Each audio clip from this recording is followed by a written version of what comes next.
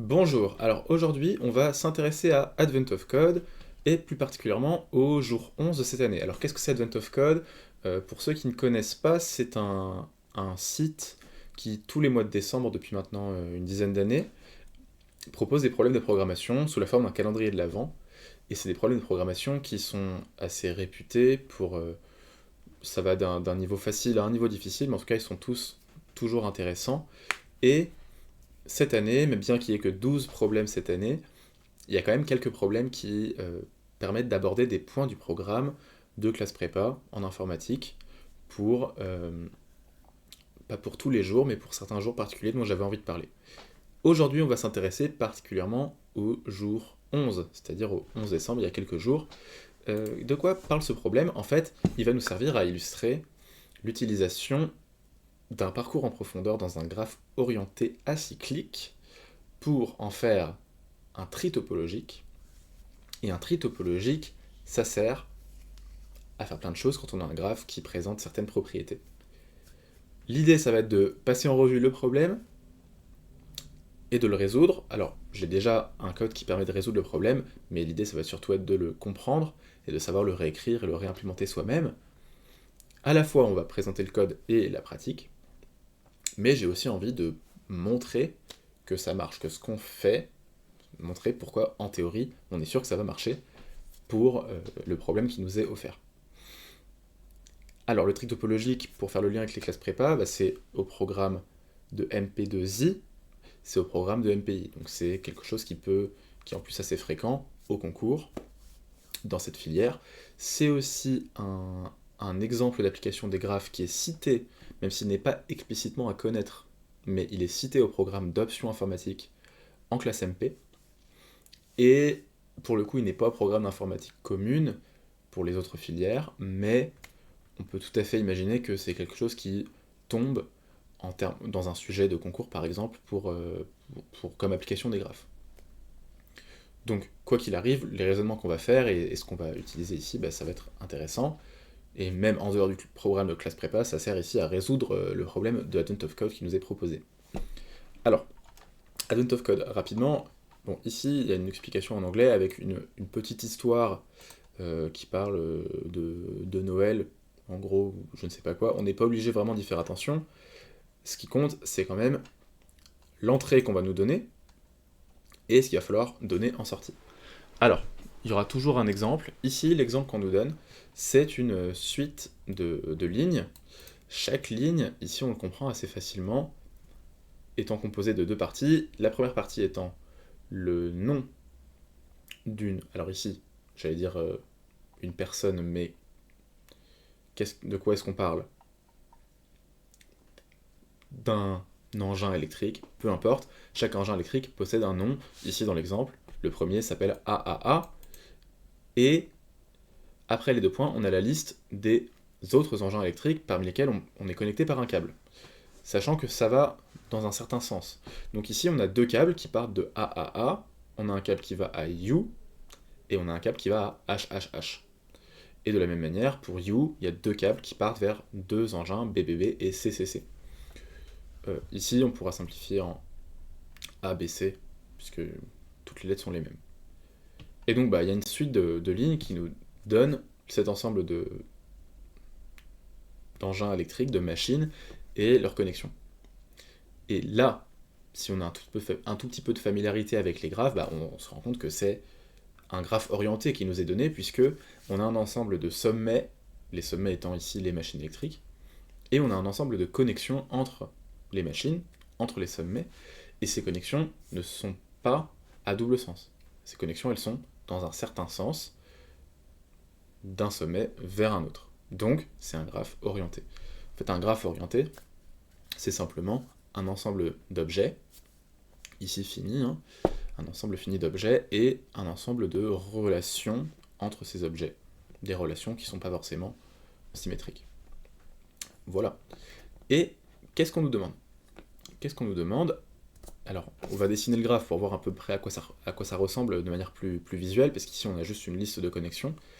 Et ce qu'on nous demande, à nous, c'est de trouver un chemin, ou plutôt de trouver les chemins dans le graphe, qui partent d'un sommet particulier qui est you, en fait c'est nous, c'est moi, et puis on a un sommet sorti particulier qui est out. Et la question qu'on nous pose, c'est de trouver le nombre de chemins allant de you vers out. Ça veut dire qu'à chaque fois qu'il y a un branchement, qu'on peut choisir d'aller ici ou là, par exemple, eh bien, ça va... Si par ce chemin-là, je peux arriver à out, et par ce chemin-là, je peux aussi arriver à out, ça fait deux chemins différents, mais à chaque branchement, ça peut démultiplier les chemins. Donc il va falloir bien calculer ça. Alors, donc ça c'est l'objectif.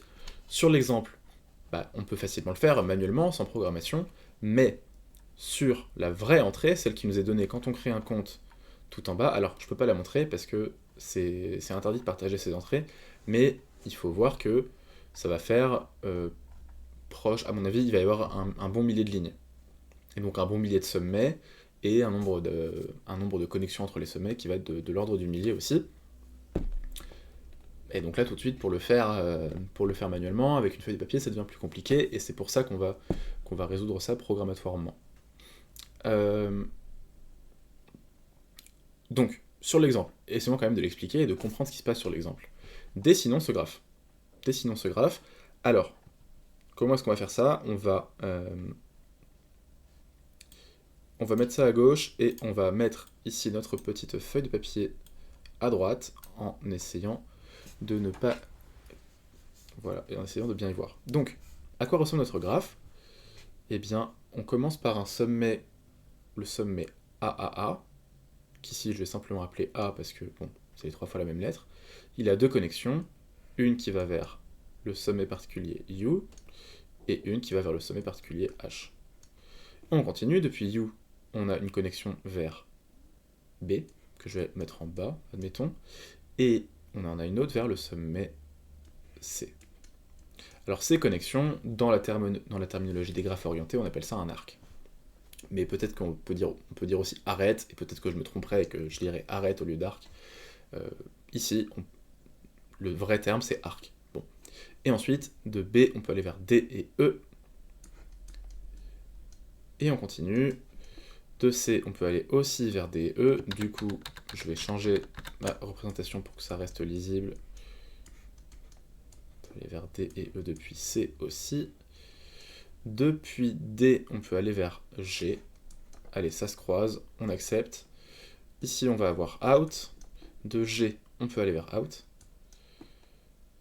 De F, mais il me manque F. On va le faire ici. Donc de C, on peut aller vers F aussi. Et de F, on peut aller vers out. Enfin, de H, on peut aller vers C. J'ai vraiment fait n'importe quoi. C'est pas grave. De H, on peut aller vers F, mon Dieu. Par ici. Et on peut aller aussi vers un nouveau sommet I. Et de I, on peut aller vers out.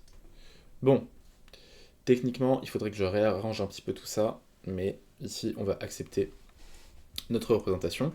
Et on a notre graphe orienté qui est en entier, qui est représenté en entier. Et donc, ce qu'on nous dit quand on regarde... j'espère que c'est suffisamment visible ici. Je vais remonter un peu. Voilà. Donc, quand on regarde, on nous explique qu'il y a 5 chemins différents qui vont de you vers out. Pourquoi ça ? Eh bien, on va changer de couleur, on va regarder en vert. Depuis you vers out, alors, en fait, depuis you, on a déjà deux choix à faire. On peut aller vers C, ou on peut aller vers B. Ensuite, de B, on peut aller vers D. De C, on peut aussi aller vers D. Ensuite, de D, on peut aller vers G. Et de G, on peut aller vers out. Et donc là, d'ores et déjà, on a deux chemins différents qui sont proposés, de U vers out, puisqu'on a U, B, D, G, out, et U, C, D, G, out. C'est deux chemins différents, bien qu'ils empruntent une partie du chemin en commun. Deux chemins sont différents si, à un moment, il y a un sommet qui diffère dans l'ordre. Qu'est-ce qu'on peut faire d'autre ? On a aussi le droit, depuis C, d'aller vers E. Mais si on regarde bien E, alors là, non, en fait, là, j'allais dire qu'il n'y avait pas d'arête, mais non, il me manque un arc dans mon graphe, c'est l'arc allant de E vers out. Et donc de E, je peux prendre ce chemin vers ici, et ça me donne un nouveau chemin. U, C, E, out. Mais je peux aussi faire U, C, F, out. Ce qui me donne un quatrième chemin. Et est-ce qu'il m'en manque? J'ai l'impression que oui, puisque là on n'en a trouvé que 4. Donc, qu'est-ce qu'il me manque ici? Qu'est-ce que j'ai laissé passer? Alors, qu'est-ce qu'il nous donne comme chemin? U, C, F, out. U, C, E, out. U, C, D, G, out. Ça, je l'ai. B. Ah, mais j'avais pas vu que de B, on pouvait aller aussi vers E. Effectivement. Et donc là, en vert, j'ai représenté uniquement la partie des arcs qu'on peut vraiment visiter depuis U. Parce que si on regarde bien le A, ben en fait, on ne pourrait jamais y accéder depuis U. Il y a A, il n'y a que des arcs qui en partent, mais il n'y a aucun arc qui arrive en A. Donc bref, finalement, ça nous fait bien 5 chemins, parce qu'on peut aller en B ou en C. De C, on a 3 chemins différents qui arrivent finalement à out, et de B, on en a 2, qu'on passe par D ou par E. Vous pouvez compter, ça fait bien 5. Bon. Ici, sur l'exemple, c'est facile à trouver, mais sur un graphe avec plus de 1000 sommets, on voit pas trop comment est-ce qu'on pourrait faire. Avec juste un dessin, ça devient assez compliqué. Bon, ce qu'on remarque, c'est que notre graphe orienté, c'est pas n'importe quel graphe orienté, parce que ce qu'on est sûr de ne pas avoir, au vu des données du problème, ce serait un cycle, ce qu'on appelle un cycle. Ou, dans le cas des graphes orientés, un circuit. Pourquoi est-ce qu'on est sûr de ne pas avoir de circuit, en tout cas pas visitable depuis U, depuis le départ? Parce que, imaginons qu'on ait une configuration de ce type-là, à savoir donc le sommet de départ, et puis on a un sommet A, un sommet B, un sommet C, et puis à la fin on a out. Imaginons qu'on puisse faire ça. Qu'on ait un circuit ici avec par exemple 3 sommets. En soi il suffirait d'en avoir 2. Et puis par exemple ça. Donc c'est un graphe assez minimal, mais qui ici n'est pas un graphe acyclique, parce que il contient un circuit A, C, B, qu'on peut prendre un nombre indéfini de fois. Mais alors, ce que ça veut dire dans ce cas, c'est que le nombre de chemins qui vont de U à out, il est infini. Si on compte tous les chemins différents, ici on n'a pas de contrainte sur les chemins, donc on pourrait visiter indéfiniment un nombre indéterminé de fois, autant qu'on veut, ce circuit, donc faire U, A, C, B, A, C, B, A, C, B, autant de fois qu'on veut, puis éventuellement à la fin aller en out. Le problème, c'est que du coup, ici, si on demande le nombre de chemins, il y en a un nombre infini, donc il n'y a pas de bonne réponse. Donc l'intuition quand même ici, une intuition assez forte, c'est de se dire, ce graphe, il est acyclique, le graphe qu'on nous donne, et donc on va pouvoir en déduire des choses. Si on regarde ici notre graphe, il est bien acyclique, il n'y a pas de circuit tel que je les ai décrits. Alors théoriquement, on pourrait avoir un circuit, imaginons ici, si je rajoutais un sommet J, rien n'empêcherait que j'ai un circuit entre A, H et J, par exemple, parce que, de toute manière, on va jamais les visiter, donc ça poserait pas de problème pour nous. Ici, ce dont on va se rendre compte, c'est que l'entrée qu'on nous donne, elle est suffisamment sympa, et qu'il n'y a pas de circuit du tout, même parmi des sommets qui seraient potentiellement non visités. Alors l'idée, ça va être la suivante. Donc dans un graphe orienté acyclique, ce qu'on a le droit de faire, c'est d'ordonner tous les sommets du graphe selon un certain ordre tel que. Donc ça, c'est ce qu'on appelle un tri topologique. Qu'est-ce que c'est un tri topologique dans un graphe orienté acyclique? Un graphe orienté acyclique, on appelle ça souvent un DAG, parce que c'est l'abréviation de Directed Acyclic Graph en anglais, et c'est plus facile à écrire. Donc maintenant, on va dire DAG. Un tri topologique, c'est un ordre des sommets. C'est un ordre total. C'est-à-dire que si on a disons n sommets, et qu'on les numérote S1 jusqu'à Sn, eh bien, on peut les ordonner de cette manière. Ici, on peut dire que n, c'est le cardinal du graphe. Le graphe, on va l'appeler G égale SA, où S, c'est l'ensemble des sommets, et A, c'est l'ensemble des connexions entre les sommets, c'est-à-dire les arcs. En fait, on a le droit d'obtenir un ordre des sommets, mais pas n'importe lequel, tel que si, on va dire plutôt pour tout I et J, tel que on aurait un arc de SI à SJ dans le graphe. Donc si on considère une flèche allant d'un sommet SI vers un sommet SJ, alors, étant donné qu'on a numéroté ici nos sommets selon l'ordre, on a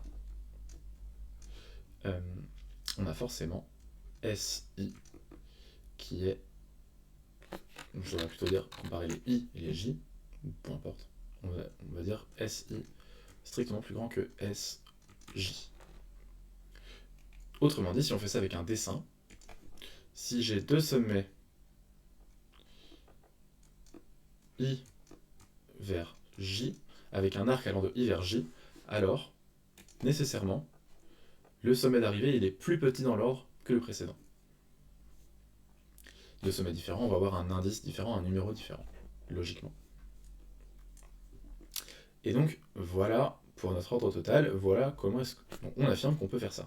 Et donc ça, on peut le prouver, et c'est ce qu'on va essayer de faire, mais on le fera un peu plus tard. Ici, regardons déjà notre exemple, revenons dessus à nouveau, et donnons cet ordre-là. Alors, il y en a plusieurs qui sont possibles en fait, mais ce qui est sûr, c'est que... Alors, on va expliquer comment l'obtenir. Ce qui est sûr, c'est que notre premier sommet, le 1, donc celui qui est plus petit que tous les autres, on peut affirmer que ça va être out. Pourquoi ? Parce que si on réfléchit bien, depuis tous les sommets, on a un chemin qui mène à out.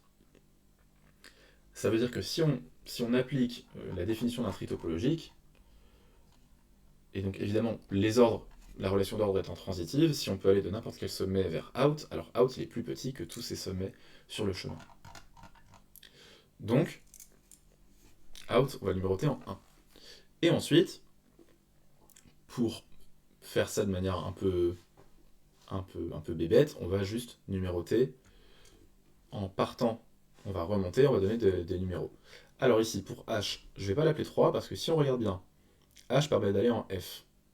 Donc si je numérotais 3, F, je ne pourrais plus lui donner une valeur valide, parce qu'il faudrait que ce soit 1 ou 2, comme il doit être plus petit que H.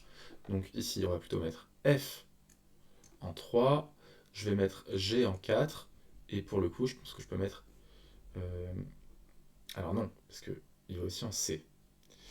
Je vais mettre E en 5, on va plus ou moins remonter, d'accord ? Je vais mettre D en 6, B en 7, C en 8, U en 9, par exemple, H en 10 et A en numéro 11. Et là, si on regarde bien, je pense que je n'ai pas triché et ça vérifie bien mes règles.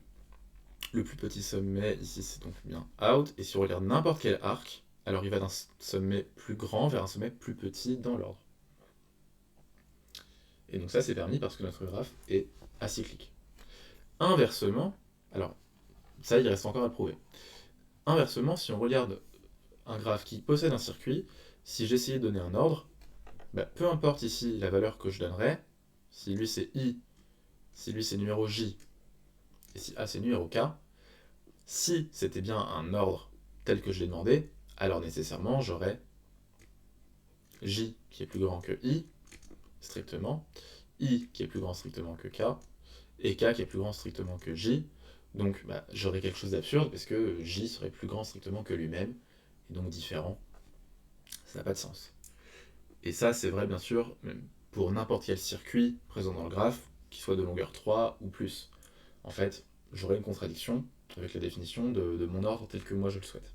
Donc ce qui est clair, c'est que si le graphe possède un circuit, un tel ordre ne sera pas possible.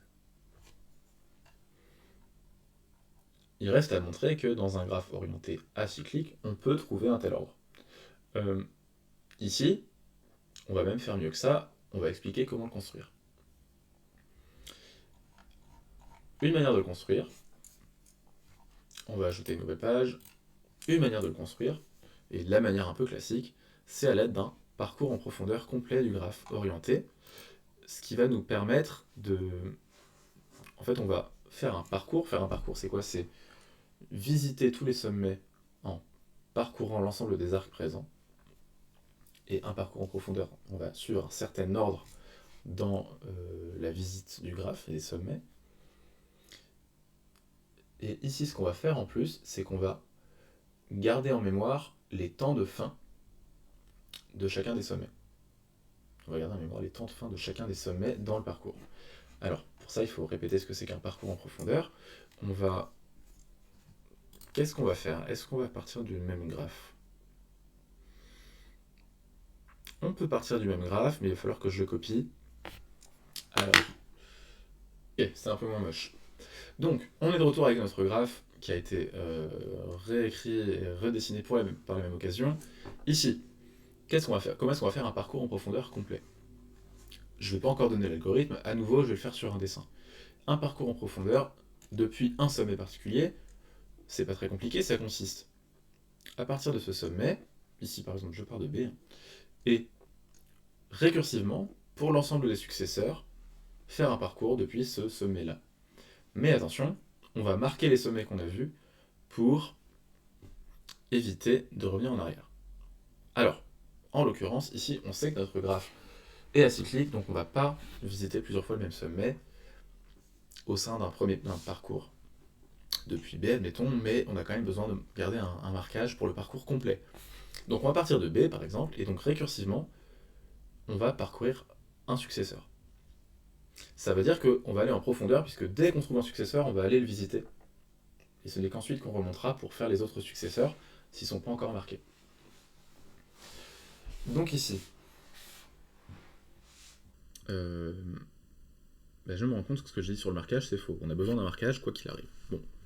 Donc depuis B, un parcours en profondeur me permettrait d'aller en E, par exemple, qui est un successeur, et récursivement, je marque E comme étant vu, et puis, depuis E, on va visiter un successeur récursivement. Ici, il y en a un seul, c'est out. Out, je le marque comme étant vu. Puis ensuite, je parcours tous ses successeurs. Ici, qu'est-ce qu'on remarque? Il n'y en a pas. Il n'y a pas de successeur pour out, donc le parcours de out est terminé. Et ce qu'on va faire, c'est qu'on va numéroter out comme ayant un temps de fin de 1, puisque c'est le premier à terminer. Et vous remarquez que si on remonte, out, c'était le numéro 1, aussi dans notre ordre topologique qu'on avait donné, et c'est pas un hasard. Ensuite, on remonte, puisqu'on a fini.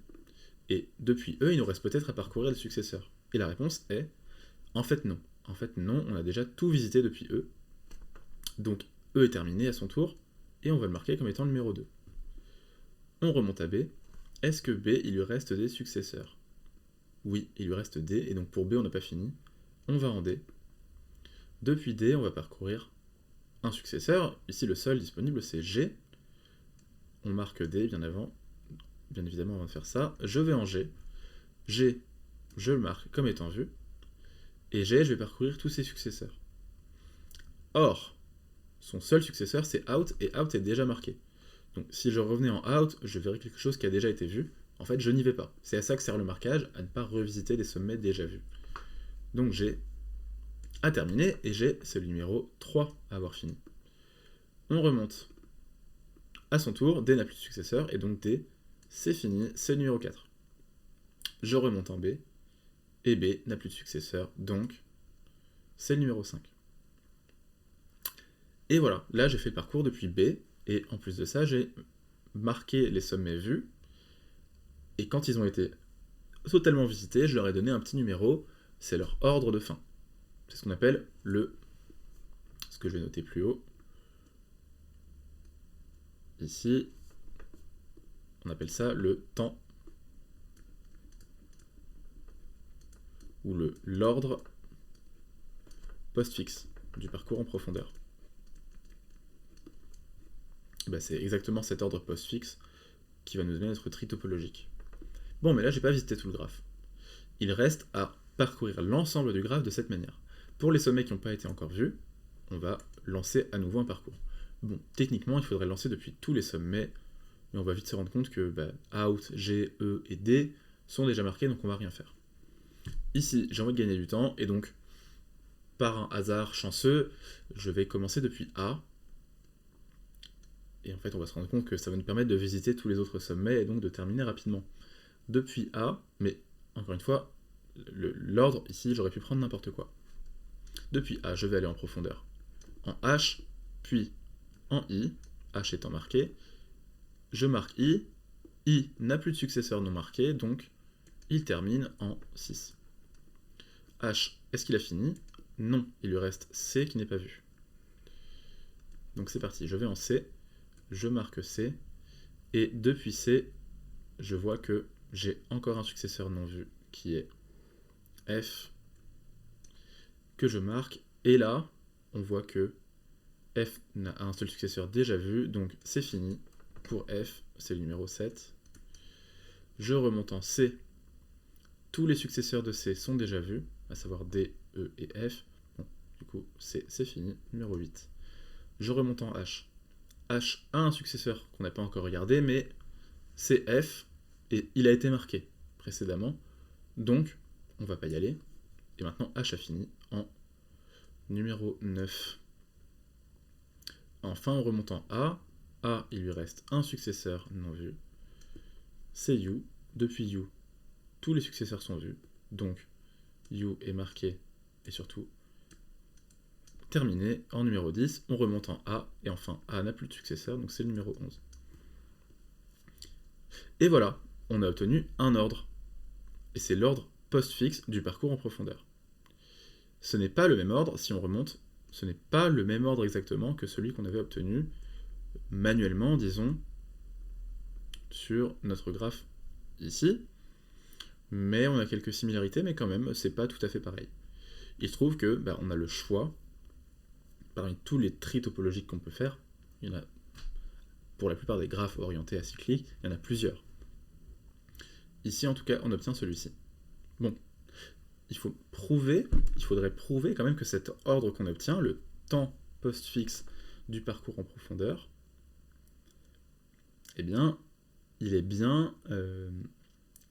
c'est bien un ordre topologique au sens où on l'a demandé, c'est-à-dire qu'il vérifie la propriété sur tous les arcs.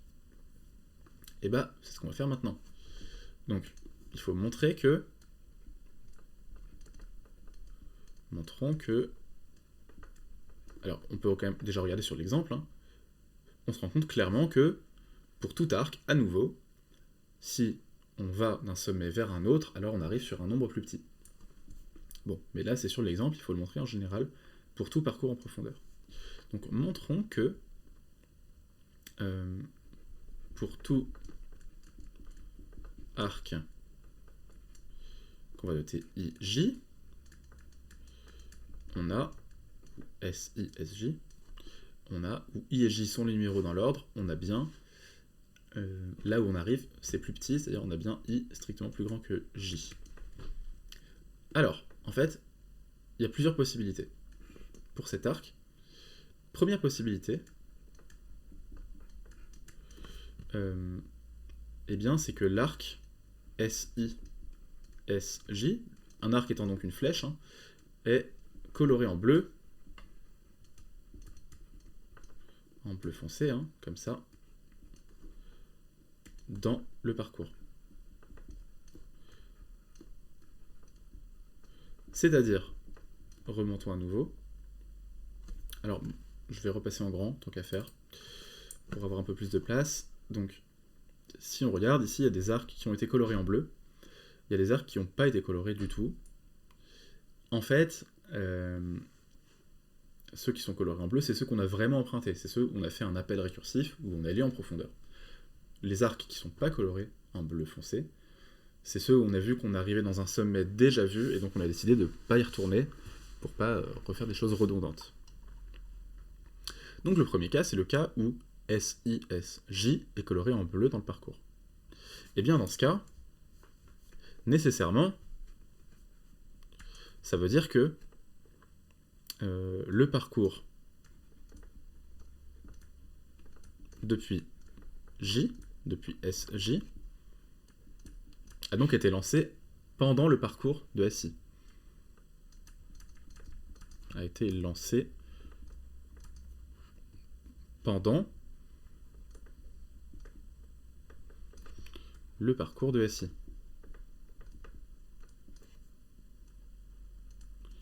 Mais ça veut dire que le parcours de SI a attendu la fin du parcours de SJ avant de terminer. Donc, le SJ il a terminé avant SI.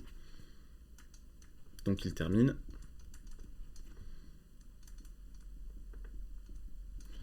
avant SI. Or, comme nous on compte les temps de fin de parcours, c'est exactement ce qu'on veut. C'est plutôt le cas facile. Comme depuis C, j'ai lancé le parcours depuis F, pour que C termine, il fallait attendre que le parcours de F termine. Et donc, clairement, F a terminé avant C. Maintenant, tous les arcs ne sont pas en bleu foncé dans le graphe. Il y a aussi des arcs qui sont en noir. Et pour ceci aussi, par exemple de U vers B, il faut qu'on ait la même chose. Il faut qu'on ait la même chose, bien qu'on n'ait pas visité B depuis U. Eh bien, réfléchissons. Si cet arc, il est en noir, ça veut dire que quand j'ai réalisé le parcours de U, et que j'ai regardé l'arc qui allait vers B, je me suis rendu compte que B était déjà marqué. Ok ? Mais, est-ce que ça me garantit que B a été terminé avant U ? C'est là, parce que pour l'instant on ne l'a pas fait, c'est là qu'on va invoquer le caractère acyclique du graphe. Puisqu'on a un arc de U vers B, comme le graphe est acyclique, on sait qu'il n'y a pas de chemin qui va de B vers U. Ça créerait un cycle. Donc, comme quand on regarde B depuis U, quand on regarde cet arc, B est déjà marqué. Et bien on va pouvoir affirmer que le parcours de B est bel et bien fini. S'il ne l'était pas, ça veut dire que on pourrait faire un dessin. Donc, on a ici U qui regarde B. Et il se rend compte que B est déjà marqué. Si le parcours de B n'était pas terminé au moment où on est en train de regarder U. Mais réfléchissons bien. Ça veut dire que U, il a été appelé précédemment par un sommet, qui a été appelé précédemment par un sommet, qui a été appelé par B, nécessairement. Parce que, si le parcours de B n'est pas terminé, c'est qu'il a un descendant qui est U, précisément. Or ça, c'est absolument impossible. Ça donnerait un circuit. On a dit que le graphe était acyclique. Donc, le parcours de B est terminé quand on visite B depuis U. Mais donc ça veut dire que, a fortiori, quand on va terminer le parcours de Y ici, ce sera après la fin de B. Donc, son temps de fin, ce sera aussi quelque chose de plus grand. Et donc, on va pouvoir l'écrire ici pour résumer. Deuxième cas, l'arête ou l'arc n'est pas colorié. Alors, quand on regarde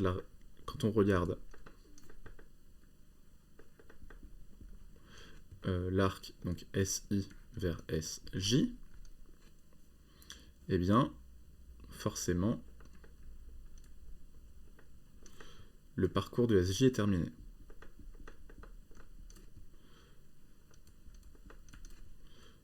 Il est terminé. Sinon, SI serait un descendant de SJ.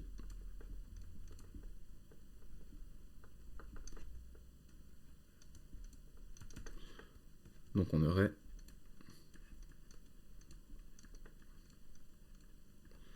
ce genre de choses. Un cycle, c'est absurde. Et donc, qu'est-ce qu'on peut dire? On peut dire que le parcours de SJ est terminé, et donc, à nouveau, on peut affirmer que I est plus grand que J. Et dans ce deuxième cas, c'est aussi montré. Donc il n'y avait que deux cas. Soit c'est colorié, soit ça ne l'est pas. Dans tous les cas, c'est montré. Donc ce qu'on a montré ici, c'est que quand on a un graphe orienté acyclique, un ordre topologique tel qu'on l'a décrit, il existe, et en plus de ça, on a fourni un algorithme qui permet de le trouver. Donc, qui permet de trouver un tel ordre, parce qu'il y en a plusieurs différents qu'on peut obtenir. Ce qui compte ici, c'est l'existence. Bon. Comment est-ce que ça va nous permettre de résoudre notre problème initial, que je vais rappeler, à savoir, quel est le nombre de chemins qui vont de you vers out? Eh bien, si on regarde notre graphe ici, on va pouvoir évaluer les sommets dans un certain ordre. Et l'ordre, il nous est fourni par le tri topologique, et ça va être très utile. Ce qui est sûr, en fait, on va tenir compte dans chaque sommet du nombre de chemins qui sont présents, et qui permettent d'arriver ici. Et ça va être plutôt facile. Au départ, il y en a 0 partout. Ok? Donc je ne vais pas l'écrire partout, mais au départ, il y en a 0, sauf, on va voir un cas particulier qui va être le sommet U. On sait qu'il y a un seul chemin qui permet d'aller de U à U, c'est le chemin qui reste au même endroit. C'est le seul. Donc ici, il y en a un seul. Et on va partir de là, et on va descendre dans l'ordre, en évaluant à chaque fois les sommets, en regardant les sommets précédents. Bon, on va partir de l'ordre, mais dans l'ordre inverse, c'est-à-dire qu'on va partir du plus grand. Le plus grand, théoriquement, c'est celui vers qui personne ne va. Ok ? Ici, c'est A. Bon, A, au départ, tout le monde est initialisé à 0. Il n'y a aucun chemin qui va de U à lui, donc lui, il est à 0. Ensuite, le 10, c'est U, 1. Puis, je vais évaluer le numéro 9. Le numéro 9, qu'est-ce que je sais de tous ses prédécesseurs? Je sais que tous ses prédécesseurs ont un nombre plus grand que 9. Donc en fait, comme je suis en train d'évaluer mon ordre en partant du plus grand, tous les prédécesseurs, ils ont déjà leur nombre qui est en rouge, et qui est fixe et pour l'éternité. Donc il me va suffire de sommer tous les chemins qui partent des prédécesseurs. Et ici, il y en a un seul, c'est A, donc le nombre de chemins qui va en H, c'est 0. On continue, on regarde le 8. Pour savoir combien il y a de chemins qui arrivent en C, partant de U bien sûr, je sais que tous mes prédécesseurs sont plus grands, donc 9, 10, 11, et donc leur nombre est déjà en rouge. Il n'y en a aucun qui vient de H, et il y en a un qui vient de U, je fais la somme, ça me donne 1 à nouveau. On continue. 7, il y en a combien? On va regarder tous les prédécesseurs, à nouveau, ils sont tous plus grands, et donc en rouge, 0 plus 1 encore. Donc il y a un seul chemin allant en F. On regarde maintenant le numéro 6, à son tour, I, un seul prédécesseur, 0, donc I, il n'y a aucun chemin qui y va. Puis le 5. Alors pour le 5, un seul prédécesseur, c'est U, donc il y a un seul chemin, c'est celui-ci. Il y en a un. Et là, ça devient enfin intéressant. En D, combien de chemins vont de Y à D? Il suffit de regarder les prédécesseurs, puisqu'ils sont tous avec leur nombre en rouge, et ayant un temps de fin plus grand. Et donc, je vais faire la somme du nombre de chemins qui vont aux prédécesseurs. Parce que si j'ai un chemin qui va en C, ça va me donner un chemin qui va en D ensuite. Et si j'ai un chemin qui va en B, ça me donne un chemin qui va en D. Au final, j'en ai 2. Et donc, ici, j'écris un 2. Je continue avec le numéro 3. Un seul prédécesseur D, donc à nouveau 2 chemins qui vont en G. Et puis, qu'est-ce qu'il me reste? Il me reste E. Depuis E, à nouveau, je fais la somme de tous les prédécesseurs, B et C, à nouveau, ça fait 2. Et il me reste plus qu'un seul sommet à regarder, c'est le dernier dans l'ordre. C'est le dernier dans l'ordre, ou plutôt le premier, le plus petit. Et donc, tous les autres sommets ont leur valeur bien définie, et je vais faire la somme. Là, il y a 4 flèches qui arrivent en out, 0, 2, 2 et 1. Je fais la somme, et ça donne 5 chemins allant en out. Et c'était bien la réponse qu'on voulait. Pourquoi est-ce que j'ai bien 5 chemins allant en out? Parce que Si j'ai deux chemins allant en G, je peux les prolonger pour obtenir un chemin en out. Et donc ça me donne deux chemins allant en out passant par G, un chemin passant par F, deux chemins passant par E, lesquels celui qui passe par B et celui qui passe par C, d'accord. Donc en fait on se rend compte que au final ça nous donne exactement la même chose que ce qu'on avait en haut sur le premier graphe où on avait dessiné en vert tous les chemins. Et donc on a bien 5 chemins allant en out. Et ça on est sûr que c'est une procédure qui va fonctionner, hein, parce que l'ordre topologique il existe. Donc on n'aura pas de problème de cycle, l'ordre il nous garantit qu'on peut évaluer dans cet ordre-là. Donc on va évaluer les sommets en partant du temps postfixe le plus grand jusqu'au temps postfixe le plus petit. Et voilà, le tour est joué.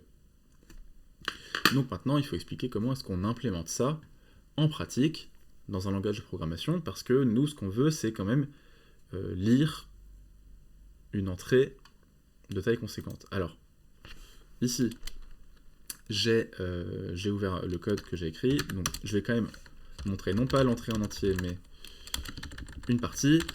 Donc là, on se rend compte que nos sommets, ils sont plus forcément avec une seule lettre qui se répète 3 fois, mais ça peut être n'importe quelle suite de 3 lettres. Et puis, voilà, il y a combien de lignes? Il y en a, je crois, un bon millier. Hein. Ouais, c'est ça, en gros, il y en a 1000. Ou un peu plus, ou un peu moins, je sais pas. Et on peut avoir un nombre de successeurs pour chaque sommet qui va être assez conséquent. Si on va tout en bas, ah oui, on a 575 sommets. Voilà, bon, je ne montre pas l'entrée en entier, mais voilà ce qu'il en est. Alors, moi, j'ai fait ça en OCaml. OCaml, langage de programmation qui est au programme, en option informatique MP, bien sûr, et aussi en MP2I, MPI. Langage moins utilisé que les autres, peut-être, mais qui, ici, va tout à fait nous satisfaire, parce qu'il y a plein d'outils qui vont permettre d'aller vite. Et en plus de ça, on a parlé de récursivité, OCaml, ça s'y prête bien. Bon. Alors, mettons les choses un peu pénibles de côté. Déjà, ce qu'on fait quand on lance le programme, quand on exécute le programme, on va ouvrir le fichier de notre choix, et puis on va lire ligne par ligne ce qu'il y a dedans. Comment est-ce qu'on fait ça? On va créer le graphe. On va représenter notre graphe comme ce qu'on appelle un tableau de liste d'adjacence. C'est ici ce qu'on appelle G. Alors le problème c'est que nous ce qu'on aimerait bien c'est pouvoir numéroter chaque sommet par un entier. C'est quand même beaucoup plus pratique que par des lettres.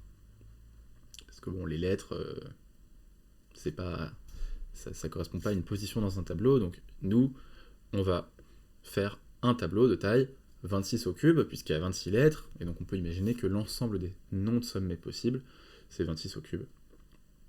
D'ailleurs, est-ce que 26 au cube... Oui, bon, il n'y aura sans doute pas toutes les combinaisons possibles. Quoi qu'il arrive, à quoi va ressembler un graphe, tel que représenté dans le langage? En fait, ça va être un grand tableau, et donc tout au début, on va avoir en fait AAA, qui va être représenté à la position 0, puis on va avoir AAB à la position 1, le tout jusqu'à ZZZ à la position 26 au cube, le tout moins 1. Donc ça va demander forcément un encodage des suites de lettres par un entier correspondant, mais ça va pas être compliqué. Et en fait, à chaque position, on va représenter l'ensemble des successeurs. Finalement, ça ressemble beaucoup à ce qu'on avait ici. Pour chaque sommet, on a une liste des successeurs. Mais nous, on va mettre ça, non pas, là c'est un fichier texte, on va mettre ça sous une forme manipulable. Et donc ça va être des listes. Par exemple, ici, AAA avait combien de... Qu'est-ce que j'ai fait? AAA, il avait combien de successeurs? Il en avait 2, U et HHH. Et donc, dans cet exemple-là, on aurait à la position 0, on aurait quoi? On aurait une liste. Donc ça va être un tableau, donc je vais mettre des barres ici, qui va contenir U et HHH, ou plutôt, en fait, ce qu'on va contenir, ça va être les entiers auxquels ça correspond. Donc là, je ne peux pas les calculer de tête, mais ça va nous dire que, en gros, les successeurs, ça va être le numéro tant et le numéro tant, qui vont être les codes précisément de U et de HHH. Et donc, on va convertir le fichier texte en cette structure. Donc ça, c'est ce qui est fait ici. Alors on va utiliser certaines des fonctions utilitaires fournies par le langage OCaml. Concrètement, on va lire ligne par ligne. Chaque ligne, on va la séparer en le sommet d'une part, les successeurs de l'autre. Et puis, qu'est-ce qu'on fait? Alors, oui, j'avais oublié, mais on va utiliser list.map qui va permettre, en fait, de... pour chaque suite de 3 lettres, on va calculer l'entier correspondant. H, c'est H comme une fonction de hachage, ok. Si je veux voir ce que ça fait, concrètement, ça va convertir AAA en 0, AAB en 1, etc. en faisant des opérations arithmétiques, en fait, référence, encore une fois, x 26, plus la différence pour le troisième caractère. Et donc ça, c'est en fait comme une écriture en base 26, et on va bien avoir 26 au cube possibilités. Ça, algorithmiquement, c'est pas le plus intéressant, mais c'est ce qui va permettre de plus parler de AAA, mais en fait du sommet correspondant. De la même manière, plutôt que parler de U, la chaîne de caractères, nous, ce qui nous intéresse, c'est son code. Et donc, on calcule H de la chaîne de caractères U, et ça nous donne exactement ce qu'on veut. De la même manière, on calcule pour out, ça nous donne exactement ce qu'on souhaitait. Donc nous, on veut le nombre de chemins qui vont de code U à code out. On ne s'intéresse plus aux chaînes, on s'intéresse aux entiers.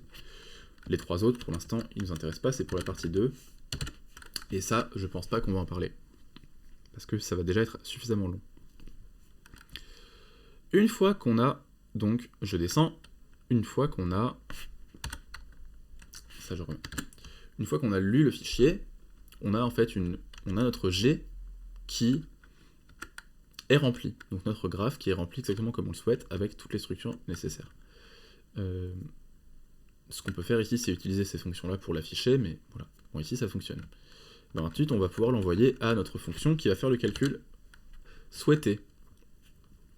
Et le calcul souhaité, je le rappelle, c'est, étant donné le graphe maintenant, de calculer le temps ici en bleu ciel, le temps de fin, ou un temps de fin postfixe, un ordre postfixe de l'ordre des sommets du graphe.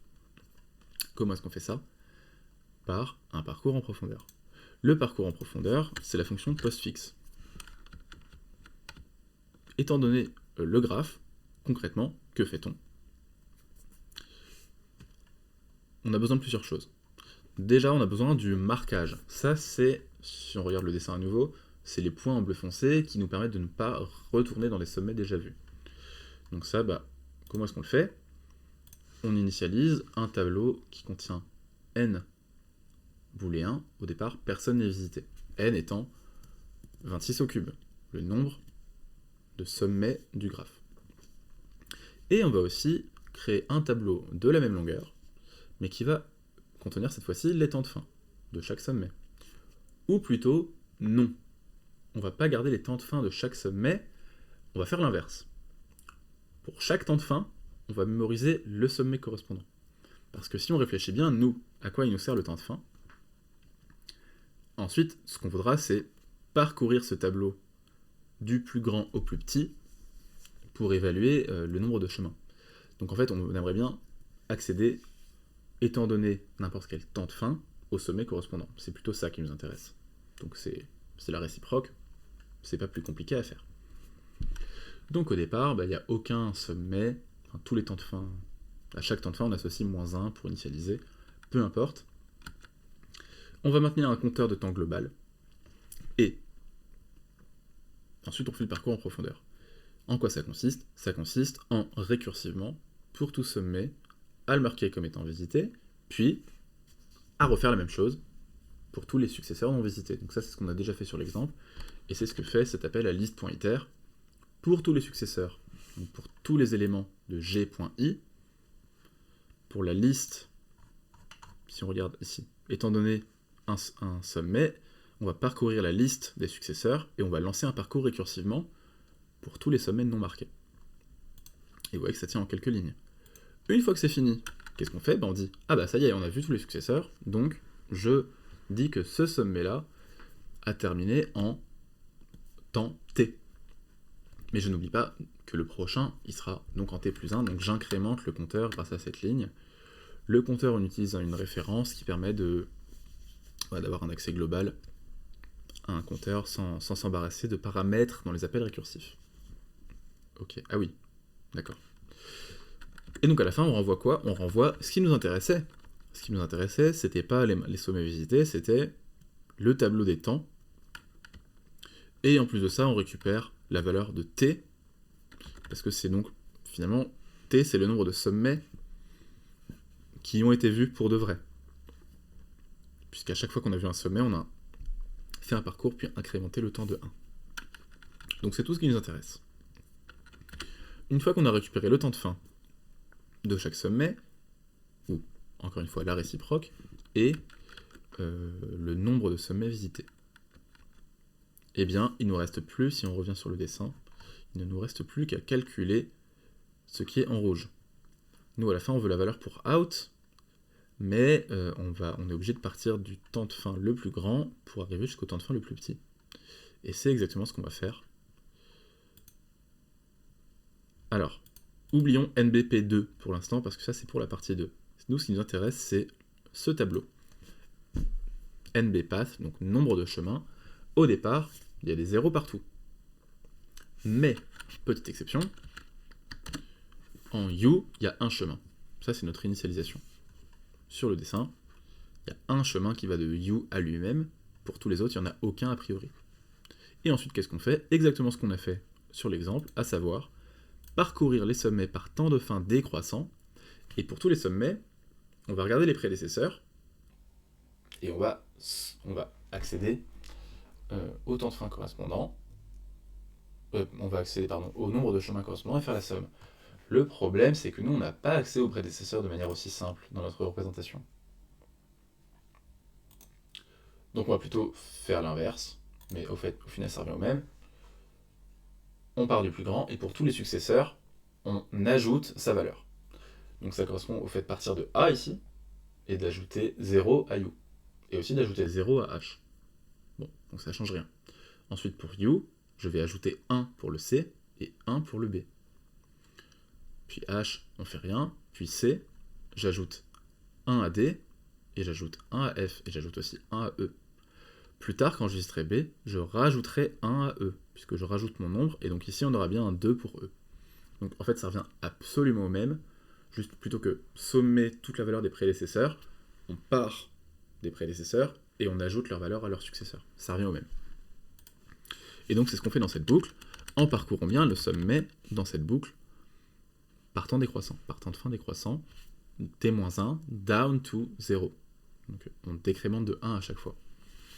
Ce qu'on fait, c'est donc exactement ce que j'ai dit. Pour tous les successeurs, on ajoute la valeur du nombre de chemins. Ensuite, tout ça, on oublie, ça c'est pour la partie 2. Donc en fait, nous ce qui nous intéresse, ça va être cette ligne-là. Pour tous les successeurs, j'ajoute ma valeur du nombre de chemins à la valeur du successeur. Voilà, pas grand-chose d'autre à en dire.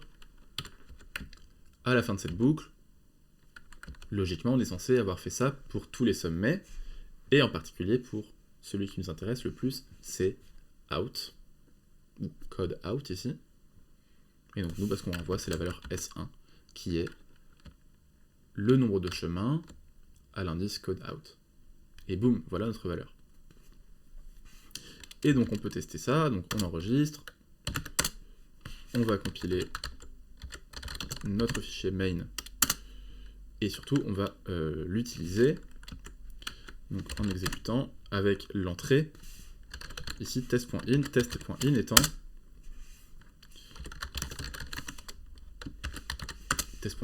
l'entrée qui nous était fournie en exemple. Et donc on revoit bien 5. Et si on applique ça maintenant au fichier le plus grand, la vraie entrée, celle-ci, d'accord? Eh bien, on obtient un nombre qui est le premier ici, ça c'était la partie 2, c'est le nombre 708. Donc il y a 708 chemins, on voit bien que ça aurait été compliqué manuellement, 708 chemins de U à out. Voilà, et c'était bien donc la valeur qu'il fallait rentrer ici pour mon entrée à moi. Donc, pour résumer, comment est-ce qu'on pense à ça? Comment est-ce qu'on pense à ça? Comment est-ce que, étant donné ce problème, on se rend compte qu'il va falloir faire un tri topologique et qu'il va falloir implémenter un parcours en profondeur et utiliser cette méthode? Déjà, sur l'exemple, en faisant un dessin, ou bien juste en lisant ce qui est expliqué, on se rend compte plutôt clairement que le graphe est acyclique. Et c'est un graphe orienté, déjà c'est clair. Et en plus de ça, on se rend compte qu'il est acyclique assez vite. Et si on dessine ce graphe-là, sans faire les parcours, mais juste en comptant tous les chemins, comme on l'a fait au tout début, on se rend compte de la relation en termes de nombre de chemins, qui est une relation de somme. Si j'ai un chemin qui va en U, j'ai un chemin qui va en B, un chemin qui va en C, deux chemins allant en D, je me rends compte qu'à chaque fois, c'est la somme de tout le nombre de chemins qui vont à mes prédécesseurs. Ça, c'est assez clair. Et donc, on se dit, il va falloir faire la somme de tous les prédécesseurs de out. Et comment est-ce qu'on va trouver la somme pour tous les prédécesseurs de out? En regardant leurs prédécesseurs à eux. On se dit, forcément, pour que cette histoire ait une fin, il ne faut pas qu'il y ait de cycle. Sinon, à un moment, on va tourner en boucle et ne jamais s'arrêter. Donc, on est face à un graphe orienté acyclique. Et on se dit, truc numéro 1 dans les graphes orientés acycliques, on peut ordonner les sommets. Ça nous donne un ordre d'évaluation, peu importe ce qu'on veut en faire. Ça peut être plein de choses. Et quand on a un ordre d'évaluation, on est sûr de pouvoir fournir une procédure qui va terminer si on fait les choses dans le bon ordre. Et ici, précisément, on veut faire les choses dans un certain ordre, puisqu'on a un sommet tout au bout, et on veut remonter de prédécesseur en prédécesseur. On sait que dans un graphe orienté acyclique, si on connaît cette histoire de tri topologique, les prédécesseurs, ce sont des sommets avec un temps de fin dans un parcours en profondeur. Donc si on prend un ordre postfixe, ils ont un numéro dans cet ordre qui est plus grand. Et donc on se dit, on va pouvoir évaluer les sommets par temps de fin décroissant. Et c'est exactement ça qu'on fait, on y arrive. Donc il y a un réflexe. Graphe orienté acyclique, tri topologique, ordre. On pourra forcément faire quelque chose. Et voilà. Alors, je me permets de m'arrêter là et de ne pas parler de la partie 2. La partie 2, finalement, elle n'invoque pas grand-chose de plus. Elle est un peu plus compliquée, et quand vous avez vu le code, il y avait pas mal de lignes en plus. Ça utilise la même entrée, mais cette fois-ci, on s'intéresse au nombre de chemins partant d'un sommet particulier, qui cette fois-ci s'appelle SVR, vers la sortie out toujours, mais on ne veut pas seulement compter le nombre de chemins tout court, on veut des chemins qui passent nécessairement par 2 sommets en plus. Donc là, on a une contrainte supplémentaire, c'est on veut donc maintenant aller de la source à l'arrivée, mais en plus, on veut éliminer les chemins qui ne passeraient pas par nos 2 sommets qu'on souhaite. Donc, à nouveau, comment est-ce qu'on va faire ça? On va évaluer les sommets dans un ordre topologique. Mais, pour bien tenir compte de la contrainte supplémentaire, on va avoir des choses à faire en plus. Mais, en termes de théorie des graphes, il n'y a rien à dire de plus. Hein. Et on se rend compte qu'on obtient quelque chose de beaucoup plus grand. Donc ce sera encore moins faisable à la main. Bon, je passe là-dessus. Je vous invite à y réfléchir si ça vous intéresse. Voilà. Je m'arrête là. S'il y a des retours sur cette vidéo, ça m'intéresse. Est-ce que c'était clair? Est-ce que les dessins sont suffisamment clairs? Est-ce que le code était suffisamment clair? Est-ce qu'il faut que je mette en ligne le code pour expliquer tout ça? Voilà, bon moi j'ai été ravi de faire ça, et je ferai sans doute d'autres vidéos sur d'autres problèmes qui ont été intéressants cette année, voire les années précédentes. Voilà.